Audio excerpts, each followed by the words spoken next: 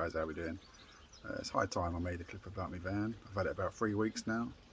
Done the odd job here and there. It's just I don't know what I'm doing, so I haven't been filming anything, but let's go have a look today, see what needs to be done.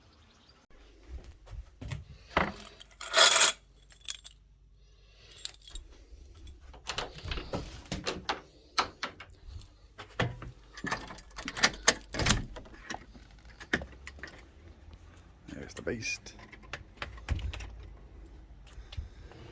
Main thing that we've got on the list for today is the fuel filler kit.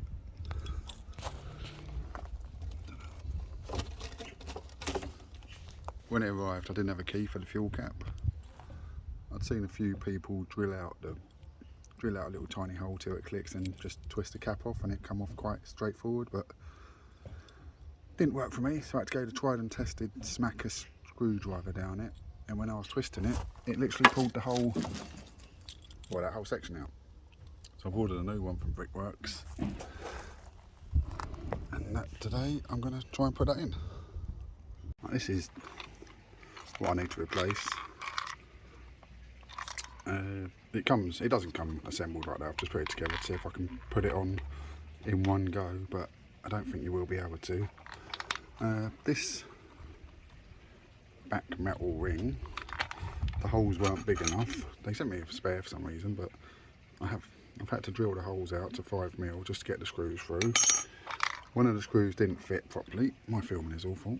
One didn't fit properly, so this guy here, I had to put a nut and a bolt on because the other screws didn't quite go through, because they're quite, I think they're only like 12mm or so.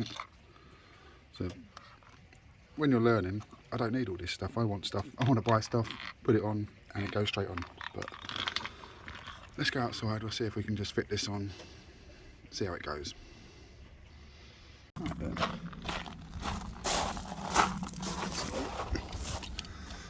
First things first, let's get this crap off here. Right. First of all, I need to go and get some scissors, because I've got to cut this zippy cord off.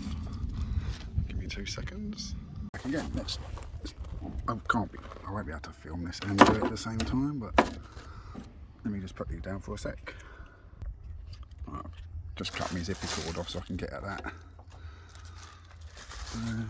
From what I've been reading, this is the trickiest bit of changing the fuel tank, is getting this filler thing in here. Obviously you don't normally do it like this, you just do this, whatever you call it, surround thing, but I've got to put this down just while I try and put this in. 1 sec.